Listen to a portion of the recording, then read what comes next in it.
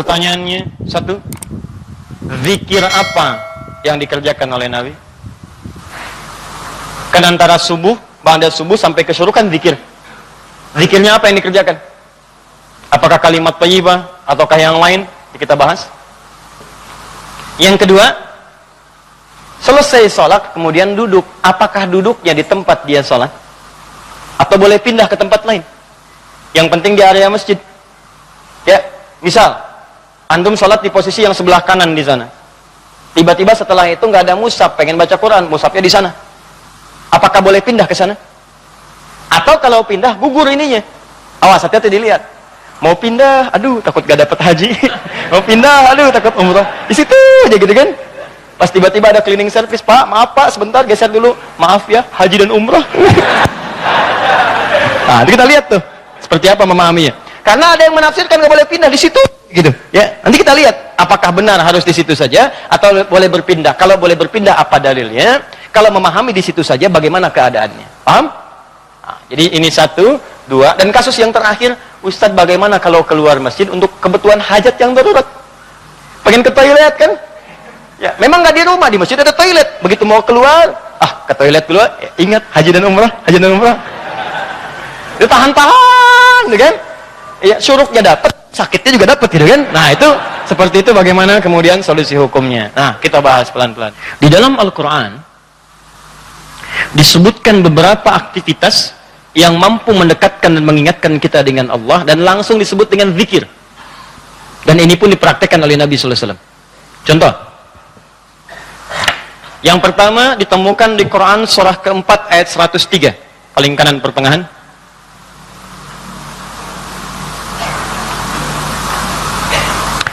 فَإِذَا قَضَيْتُمُ الصَّلَاةَ فَاذْكُرُوا اللَّهَ قِيَامًا وَقُعُودًا وَعَلَى جُنُوبِكُمْ. Maka jika Anda telah tuntas mengerjakan salat, maka segeralah berzikir kepada Allah Subhanahu wa taala. Di amalan sunnah pasca salat berzikir, zikir dulu. Bisa Anda kerjakan kalau buru-buru, ya sambil berdiri, berjalan. Ini waktu umum ya. Misalnya ini Anda sudah sholat zuhur nih, harus ke kantor, ya dikejar-kejar langsung berangkat lagi. Tapi kan Anda buru-buru keluar pun kan tidak mengganggu Anda untuk mengucapkan kalimat-kalimat zikir. Misalnya apa? Nabi mengamalkan pasca sholat hadis riwayat Muslim, nomor hadis 571. Hadis riwayat Muslim, nomor hadis 571. Setiap selesai sholat Nabi mengatakan, perhatikan kalimatnya, Astaghfirullah, Astaghfirullah, Astaghfirullah. Allahumma antas salam, minkas salam, tabarakta ya dzal jalali wal ikram. Apa Anda nggak bisa sambil keluar mengucapkan astagfirullah, astagfirullah, astagfirullah? Ini kata Al-Quran, sesibuk apapun Anda, begitu selesai sholat apa nggak bisa sambil jalan astagfirullah, astagfirullah, astagfirullah? Daripada Anda keluar membicarakan sesuatu yang tidak penting, bahkan nggak berkata apa-apa, jalan aja, mendingan pakai zikir kan? Astagfirullah, astagfirullah, astagfirullah. Allahumma antas salam, minkas salam, tabarakta ya dzal jalali wal ikram. Hadis Muslim, nomor hadis 573. La ilaha illallah wahdahu la syarika lah, lahul mulku wa lahul hamdu wa huwa ala kulli syai'in qadir. Ya, kalau Anda misalnya nggak terlampau sibuk, silahkan sambil duduk. Nah, konteks tadi setelah selesai menunaikan salat subuh, antum pengen berzikir dulu, maka jenis zikir yang pertama adalah mengucapkan kalimat-kalimat thayyibah. Kalimat thayyibah.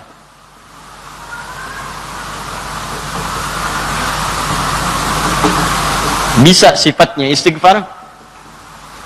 Ini dalilnya. Ya. Astaghfirullah, astaghfirullah, astaghfirullah. Ini yang paling singkat. Mau yang agak panjang, Astagfirullahaladzim, alladzi la ilaha illa huwal hayyul qayyum wa natubu ilaihi. Silakan. Ya, kalau mau yang paling singkat, astaghfirullah, astaghfirullah, astaghfirullah. Sambungkan Allahumma antas salam, minkas salam, tabarakta dzal jalali wal ikram. Tambah lagi dengan kalimat-kalimat tauhid.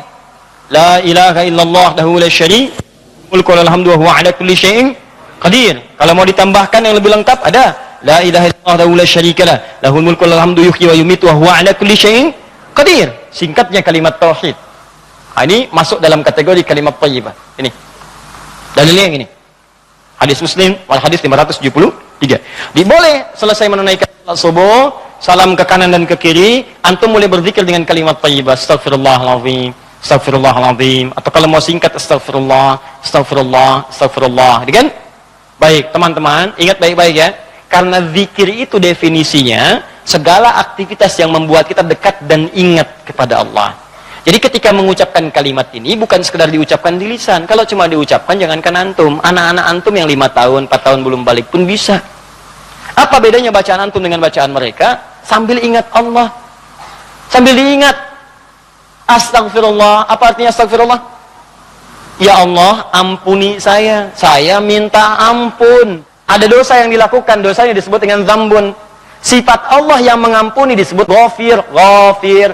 Muncul surat ke-40, namanya surat ghafir.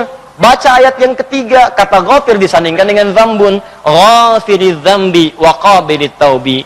Allah punya sifat ghafir. Ghafir pemilik ghafar, ampunan. Allah mengampuni orang berbuat dosa. Kalau Anda pengen minta ampun, ucapkan astagfirullah. Istighfar itu permohonannya. Istighfar permohonan ampun, ucapannya astagfirullah, ampunannya ghafara ghufran, yang punya ampunan ghafir. Kata Allah, saya ghafir. Quran surah 40 ayat 3, ghafiriz dzambi, minta ampun, hei yang punya dosa, minta ampun kepada saya. Ketika engkau minta, saya akan ampuni. Saya tanya pada antum, siapa yang nggak punya dosa? Yuk angkat tangan.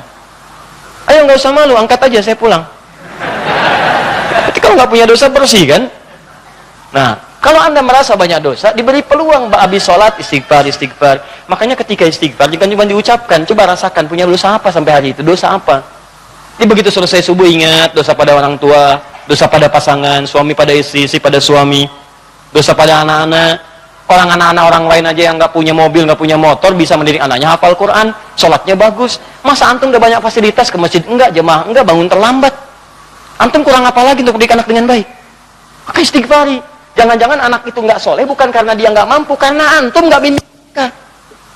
Makanya antum akan ditanya tuh, jangan dikira mudah punya titipan anak. Jangan dikira mudah, antum akan ditanya. Kenapa ini nggak sholat? Nanti akan ada terjadi di hari kiamat, ini sahih riwayatnya, akan terjadi di hari kiamat. Nanti ada orang tua hampir ke surga, anaknya mau ke neraka, dan dia menyatakan keberatan di hadapan Allah. Begitu menyatakan keberatan, ternyata dosanya dosa orang tua. Anak itu tuh nggak menyembah Allah dengan baik karena dosa orang tuanya. Maka tertukarlah anaknya ke surga, orang tuanya ke neraka. Hati-hati. Dan ada juga yang terbalik. Orang tua ke neraka, anaknya mau ke surga. Orang tua menyatakan keberatan kepada Allah. Dan nanti kejadiannya sangat luar biasa. Nanti lain waktu kita akan bahas. Cukuplah ada banyak keterangan dalam Al-Quran. Ada yang bapaknya Nabi, Rasul bahkan, punya anaknya ada yang suami, istrinya nggak taat. Ada yang istrinya salihah, suaminya enggak. Seperti Asia dengan Fir'aun. Ada yang suaminya bagus, istrinya enggak. Banyak seperti Lut dengan istrinya. Ada yang bapak, anak dengan istri nggak taat. Seperti Nuh. Itu bukan dongeng, itu kisah disampaikan supaya kita bisa hati-hati. Akan-akan Allah mengatakan begini, cukup aja orang-orang masa lalu begini, kalian jangan begitu. Saya buka kisah seperti ini supaya keluarga kalian selamat. Makanya istighfarin. Istighfar, sambil istighfar, lumayan tuh. Begitu istighfar, dosa diampuni. Belajar nangis lah, kalau istighfar tuh belajar nangis. Gak bisa nangis, gak bisa nangis, besoknya nangis. Gak bisa nangis juga, tangisi diri Anda yang belum bisa menangis. Bismillah. Ingat, mungkin saat itu diwafatkan oleh Allah. Ingat, bagaimana kalau saat itu wafat, anak Anda belum baik, istri Anda belum baik, dan Anda akan dihisab dalam keadaan sesuatu yang belum sempurna dalam kehidupan. Ya. Kemudian juga zikir bisa jadi juga bacaan Al-Quran. Baca Al-Quran termasuk kategori zikir. Dalilnya Quran surah ke-15 ayat 9. Al-Quran disebut oleh Allah dengan zikir. Inna nahnu nazzalna dzikra wa inna lahu lahafizun. Sungguh kami turunkan Al-Quran sebagai zikir, kata Allah. Hal yang mampu mendekatkan seseorang dengan Allah. Makanya kalau antum sedang baca Al-Quran, bukankah perasaan Anda merasa lebih dekat dengan Allah? Ya, kalau nggak percaya silakan. Lebih dekat gitu. Nah, kalau sudah semakin dekat hubungannya dengan Allah, jangankan baca, dibacain aja punya getaran dalam jiwanya. Ya, buka Quran surah ke-8 misalnya, ya, Al-Anfal ayat kedua. Kata Allah, innamal mu'minuna alladzina idza dzukirallah, zikir. Idza dzukirallahu wajilat qulubuhum. Orang-orang yang imannya bagus itu baru dengar nama Allah disebut getaran dalam jiwanya. Makanya kalau pengen ngecek iman, sedang dekat tidak dengan Allah, gampang. Setiap hari Allah perdengarkan namanya 5 kali dalam sehari. Ketika namanya disebutkan itu, antum ada nggak getaran dalam jiwanya? 5 kali dalam sehari. Subuh, zuhur, asar, maghrib, isya. Allahu Akbar, Allahu Akbar. Bukankah nama Allah? Jika antum sedang dengar suara adzan, itu nama Allah diperdengarkan. Ada getaran nggak di hatinya? Yang imannya hebat itu belum diperdengarkan dia udah siap-siap. Sebenarnya adzan zuhurnya itu jam 12:08. Kok bisa jam 11 udah siap-siap? Padahal mandi dulu, wudu dengan sempurna, berangkat ke masjid. Itu tanda aja imannya luar biasa. Ada orang yang saat dipanggil baru ingat, Allahu Akbar, Allahu Akbar. Ya Allah, sudah masuk zuhur, siap-siap. Imannya standar. Standar. Itu yang biasa. Begitu dipanggil ingat. Ada orang yang sama, Allahu Akbar, Allahu Akbar. Ya Allah, sudah adzan, baru adzan, belum qomat. Itu iman bermasalah. Imannya lemah bermasalah. Karena itu, hubungan yang dekat dengan Allah, langsung ingat Allah disebut dengan zikir. Karena itu kata Allah, saya turun Al-Quran. Di antara fungsinya untuk zikir. Jadi kalau anda ba'da salat subuh misalnya sudah astagfirullah, astagfirullah, astagfirullah, istighfar, syuruk belum muncul, ambil mushaf, ya baca. Saya pengennya istighfar aja Ustaz, astagfirullah, syuruknya belum tiba juga, astagfirullah, belum syuruk juga, ada astagfirullah. Ya. Iya. Ambil mushaf baca, pahala lebih banyak. Setiap hurufnya 10 kebaikan. Ya, 10 kebaikan. Ramadan nanti tambah jadi 100. Setiap hurufnya 100. Makanya saya sarankan dari sekarang bikin kurikulum. Nanti bulan depan saat masuk Sya'ban, saya akan terangkan kurikulum Nabi saat di bulan Ramadan. Nanti yang bisa dikerjakan saat Ramadan apa saja. Kelemahan orang Islam sekarang, begitu masuk Ramadan, dia tidak punya rencana kegiatan Ramadan. Akhirnya ketika masuk Ramadan, itu asal saja yang mau baca-baca. Ya tidak, mau taraweh-taraweh, mau enggak-enggak. Awal-awal Ramadan semangat semua, penuh. Lihat pertengahan kemajuan, maju sapnya, maju, hilang. Teruskan. 3. Kalau Ustadz saya tuh misalnya mushaf nggak ada, boleh nggak saya misalnya dari hafalan? Boleh. Karena menghafal Quran itu bagian dari zikir. Bahkan keutamaan menghafal Quran itu 4 kali lebih mulia, lebih utama dibandingkan sekedar baca. Itu ditemukan di Quran surah ke-54. Quran surah ke-54 4 kali, ayat 17, ayat 22, ayat 32 dan ayat ke-40. 17, 22, 32 dan 40. Yang ini menghafal atau mengulang hafalan. Misal Nabi begitu selesai salat sudah berzikir kalimat thayyibah, maka beliau biasa membaca teman-teman itu 4 surah utama. Pertama yang surah kedua Al-Baqarah ayat 255 dikenal dengan ayat kursi. Allahu la ilaha illa huwal hayyul qayyum la ta'khudhuhu sinatun wa la naum. Seterusnya sampai selesai. Setelah itu membaca Al-Ikhlas, Qul huwallahu ahad. Setelah itu membaca Al-Falaq, Qul a'udzu birabbil falaq. Setelah itu membaca An-Nas, Qul a'udzu birabbin nas. Kalau Anda ingin memilih seperti bacaan Nabi, boleh. 4 ini dibaca. Ayat kursi, Al-Ikhlas, Al-Falaq, An-Nas. Kalau Anda ingin mengulang-ulang hafalan Anda juz amma misalnya boleh. Baca misalnya Amma yatasaalun An-Naba. Atau saya mulai dari Ad-Duha boleh. Wad-Duha wal laili idza saja, terus baca sambil menunggu syuruk, sambil mengulang-ulang hafalan. Sah. Zikir. Teruskan, ada juga bentuknya doa. Doa bagian dari zikir. Doa. Dari mana tahunya Ustaz? Quran surah ke-7 ayat 205. Praktek nabinya bagaimana Ustaz? Hadis riwayat Ibnu Majah. Nomor hadis 925. Di saat Anda berdoa, itu Anda sedang berzikir. Ya, makanya kan ketika Anda berdoa, Anda merasa lebih dekat dengan Allah kan? Ya, merasa nyambung gitu. Ya, perhatikan kalimatnya. Ketika Anda berdoa disebutnya zikir. Wadhkur rabbaka darwan wa khifatan wa dunal jahri minal qaul. Kata Allah, kalau Anda sedang punya masalah, ada persoalan, jangan mengeluh. Jangan mengeluh, apalagi bikin status, nggak menyelesaikan masalah. Masalah bikin status. Dia tidak seperti yang aku kira. Selesai juga enggak. Terus nungguin komentar, itu paling kasihan tuh, nungguin gitu. Aduh, kasihan, belum ada yang komen. Ya, udah 2 jam baru muncul. Kenapa Jeng? Gitu kan? Baru dijawab.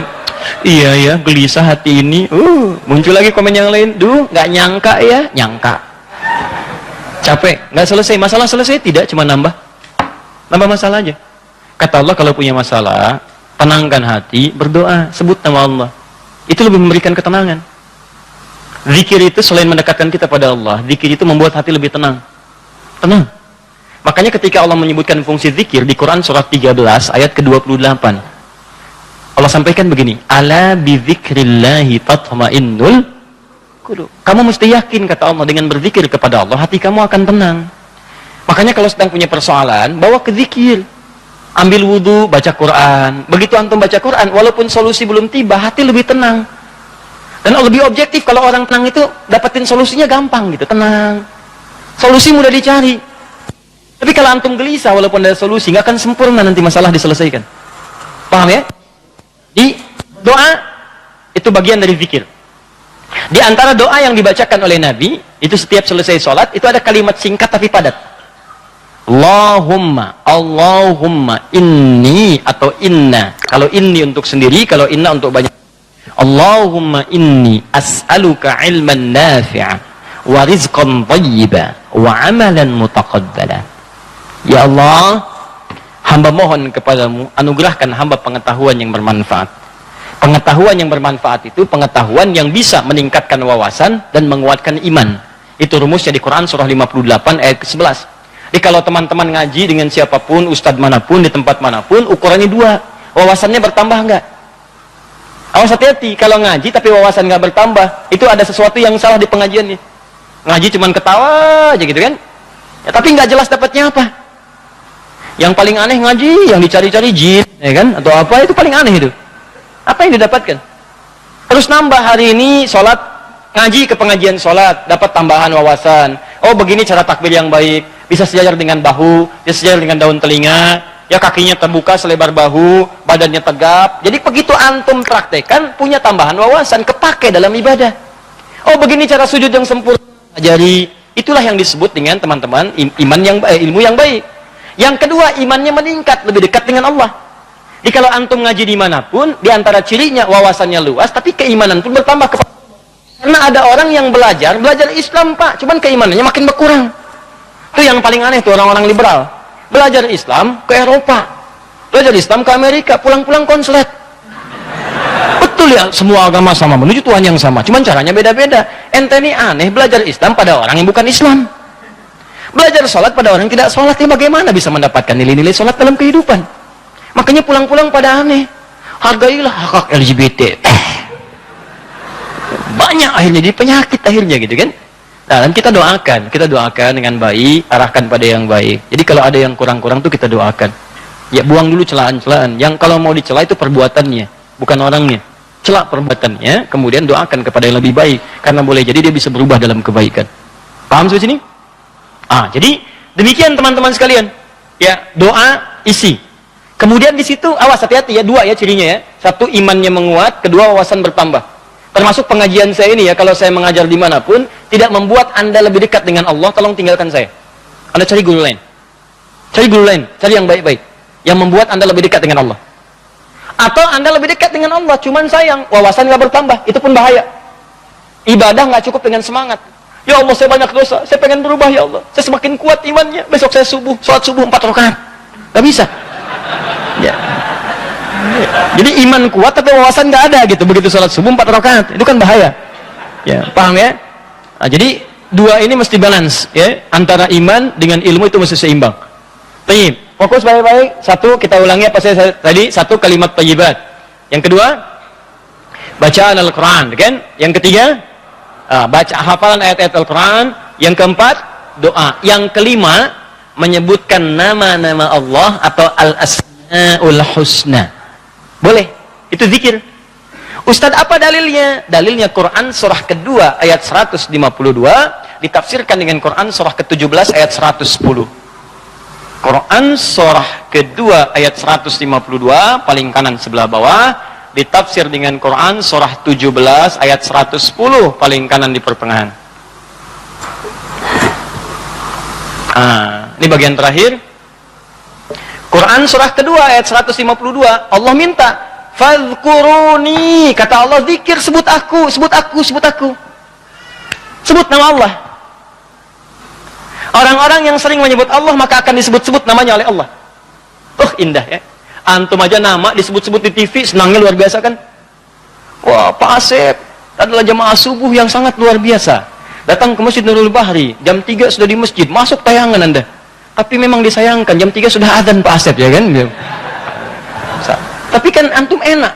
Ya disebutkan di TV tersanjung.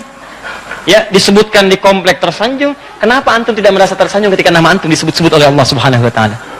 Kata Allah, "Fadhkuruni adzkurkum." Sebut namaku. Ketika engkau menyebutku, aku akan sebut-sebut namamu. Maka ada hamba-hamba Allah yang disebut oleh Allah. Si fulan, si fulan, si fulan, si fulan. Ya, di antara yang disebut itu ada 2.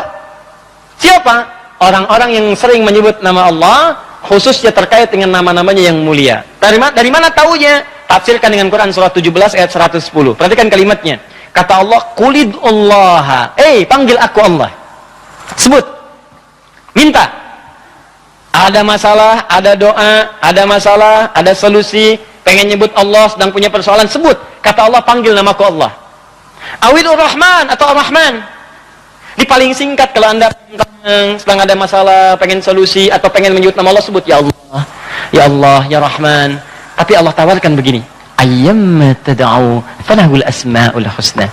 Ketika engkau ingin memanggilku, menyebutku, aku punya nama-nama terbaik yang sangat sesuai dengan kebutuhan kalian. Di teman-teman bisa sebutkan, misal Anda di pagi itu berharap rezeki pengen ditambah oleh Allah, sebut ya Allah ya Razzaq, ya Allah ya Razzaq, ya Allah ya Razzaq, ya Allah ya Razzaq. Allahumma zid fi rizqi, Allahumma rzuqni rizqan thayyiban halala. Ya Allah ya Razzaq, ya Allah pemilik rezeki, zidni fi rizqi, ya Allah tambahkan rezeki saya. Allahumma rzuqni rizqan halalan thayyiban, berikan rezeki kepada saya yang halal dan yang terbaik yang mampu saya dapatkan. Anda sedang punya persoalan, sebut namanya ya Allah ya Al-Fattah, ya Al-Fattah, ya Al-Fattah, iftah li kullil khair. Ya Allah ya Al-Fattah yang pemilik segala solusi, bukakan kepadaku solusi terbaik dari setiap persoalan yang aku alami sampai dengan saat ini. Anda ada yang ganggu di pekerjaan, ada yang sedang usil iseng, sebut ya Allah ya Jabbar, ya Jabbar, ya Jabbar, ya Malik. Ya Malik, ya Rabb, ya Malik, Allahumma ya Jabbar. Ya Allah yang Maha Pelindung, Raja dari segala raja, lindungi aku dari tangan-tangan orang-orang yang jahil. Anda sedang banyak ujian, sebut ya Allah ya Sabar, ya Sabar, ya Sabar, ya Sabar, zidni sabra. Ya Allah yang Maha memiliki segala sifat kesabaran, tolong tambahkan kesabaran pada diriku untuk bisa mampu mengatasi ujian yang tengah engkau ujikan. Anda yang sedang mau ujian, ya Allah, Allahumma ya Alim, ya Alim, ya Alim, ya Alim, alimni ya Allah ma jahiltu, wanfa'ni bima ta'allamtu, wa najihni fi imtihani ya Allah bima radit. Ya Allah yang Alim, yang Maha pemilik ilmu, tambahkan ilmu kepadaku, ajarkan apa yang belum aku ketahui, berikan manfaat pada apa yang telah aku pelajari, dan luluskan aku dalam ujian yang akan aku alami. Minta. Kata Allah, "Udhkurni fadhkuruni adzkurkum." Sebut saya, aku sebut kamu. Engkau panggil namaku dengan nama terbaikku, aku berikan kemuliaan sesuai dengan apa yang kau butuhkan. Cukup Pak, 5 ini kerjakan habis subuh, selesai. Astagfirullah, astagfirullah, astagfirullah. Allahumma antas salam. Habis itu baca Quran. Baca Quran diulang. Ya, ayat kursi, Al-Ikhlas, Al-Falaq, An-Nas. Habis itu kemudian antum berdoa, habis doa sebut nama Allah. Begitu lihat jam 8. Pip bunyi, waktu syuruk muncul, gitu kan? Kan sekarang ada zaman digital kan? Zaman digital. Ya, ngitungnya gampang kok. Biasanya itu kalau dari subuh teman-teman dari waktunya itu 1 jam, 1 jam setengah itu udah masuk syuruk. 1 jam lah. 1 jam. Jadi kalau sekarang kurang lebih jam 5 misalnya, yaitu 1 jam kemudian, terus 1 jam lewat 10-15 menit sudah masuk ke syuruk. Ya, jadi begitu sudah masuk syuruk, ya antum tunaikan salat 2 rakaat. Ada yang nunggu dulu 5 menit supaya lebih aman misalnya, silakan. Enggak ada masalah. Tunggu 5 menit selesai, tunaikan salat 2 rakaat. Begitu salat sujud lamain. Ya Allah, dekatkan aku kepadamu. Ya Allah, jadikan aku terhubung dengan ridha-Mu. Ya Allah, berikan aku kemuliaan-kemuliaan. Sekalipun belum haji, berikan pahala haji dan umrah kepadaku.